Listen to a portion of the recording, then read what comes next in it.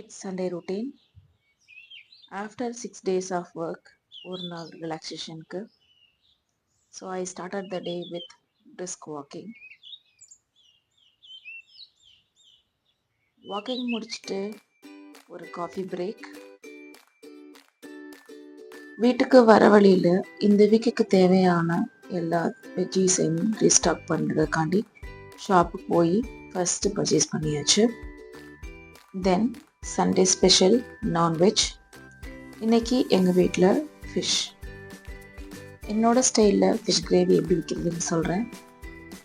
ஒரு கடாயில் ஆயில் விட்டுட்டு வெந்தயம், சின்ன வெங்காயம், வெள்ளைப்பூடு, பச்சை மிளகாய், தென் தேங்காய், வெங்காயம் அண்ட் தக்காளி போட்டு அரைச்சி கிரேவியாக வச்சுட்டு புளி நல்லா கரைச்சி வச்சுட்டு குழம்பு மிளகாய்த்தூள் போட்டு சால்ட்டு போட்டு ஆட் பண்ணிவிட்டு கொதிக்க வச்சுடுவேன். 2 குடம்புளி எடுத்துப்பேன். இந்த குடம்புளி ஃபிஷ்ஷுக்கு பயங்கர டேஸ்ட் கொடுக்கும். ஃபஸ்ட்டு இதை ஒரு 5 to 10 minutes நல்லா சோக் பண்ணிடணும். சோக் பண்ணிவிட்டு அந்த சோக் பண்ண வாட்டரை நம்ம கீழே போட்டுட்டு இந்த புளியை தூக்கி உள்ளே போடணும். இந்த புளி எவ்வளோ நம்ம குழம்புல இருக்குதோ அவ்வளோ புளிப்புத்தன்மை ஏறிக்கிட்டே இருக்கும். தென் ஃபிஷ் போட்டுட்டேன். இன்றைக்கி நான் வாங்கியிருந்த ஃபிஷ் கட்லா தான். ஃபிஷ் கிரேவி நல்லா ரெடி ஆனதுக்கப்புறம் நான் போட்டிருந்த குடம்புளியை தூக்கி வெளியில் போட்டாச்சு. ஏன்னா அது புளிப்புத்தன்மை கூட்டிக்கிட்டே இருக்கும். ஃபிஷ் ஃப்ரை அண்ட் எறா ஃப்ரை இது 2 பண்ணியிருந்தேன் லஞ்சுக்கு. எனக்கு வீக் டேஸில் போய் ஃபிஷ் பர்ச்சேஸ் பண்ண முடியாது. அதனால நான் சண்டே வாங்கும் போதே எக்ஸ்ட்ரா மத்தி 1 kg வாங்கிட்டு அதையுமே மேரினேட் பண்ணி ஃப்ரீசரில் வச்சுட்டேன். ஸோ தட் நான் இந்த ஃபிஷ் ஃப்ரை வீக் டேஸில் ஏதாவது ஒரு நாள் நான் லஞ்சுக்கு வச்சுப்பேன். தென் என்னோடய பசங்களுக்கு கொஞ்சம் கோல்டு இருக்க மாதிரி இருக்குதுன்னு சொல்லிட்டு நண்டு வாங்கிட்டு வந்திருந்தேன். ஸோ அதையும் ஃப்ரீசரில் வச்சு நாளைக்கு நண்டு கிரேவி பண்ணிடுவேன். ஃபிஷ் ஃப்ரைக்கு நம்ம நார்மலாக போடுற மிளகாத்தூள், தென் சால்ட், தென் இஞ்சி பூண்டு பேஸ்ட் இது மட்டும்தான் போடுவேன்.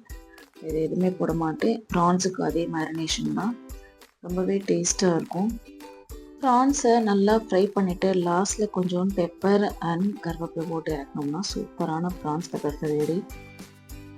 யூஸ்வலாக இங்கே கடல் மீன் நிறையா கிடைக்கும். ஆனால் என்னோடய ப்ரிஃபரன்ஸ் கட்லாவாக தான் இருக்கும்.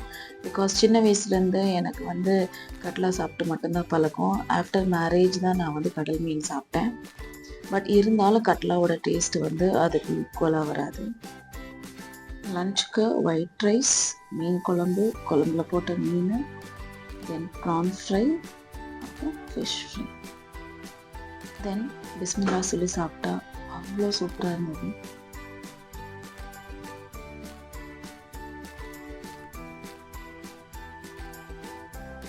என் பசங்க 2 பேரும் மம்மி இங்கே வெளியில் கூட்டிகிட்டு போங்க அப்படின்னு சொன்னாங்க. சரி வாங்க காக்கடாவில் போய் ஜிலேபி சாப்பிட்லாம் அப்படின்னு சொல்லிட்டு ஃபீனிக்ஸில் இருக்க காக்கடா வந்தாச்சு.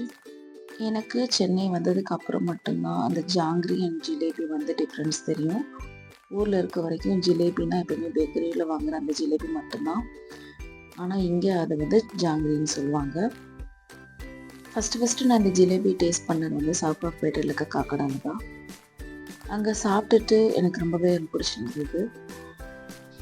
இந்த ஜிலேபி பயங்கர கிறிஸ்பியாக இருக்கும். சுகர் சிரப்பில் நல்லா டிப் பண்ணி கொடுக்குறதுனால சுகர் கண்டென்ட்டும் அதிகமாக இருக்கும். அதே மாதிரி ஒரு குட்டி புளிப்புத்தன்மை இருக்கும் அதில். அப்புறம் பாதாம் மில்க் வாங்கி குடிச்சிட்டு வீட்டுக்கு வந்தாச்சு.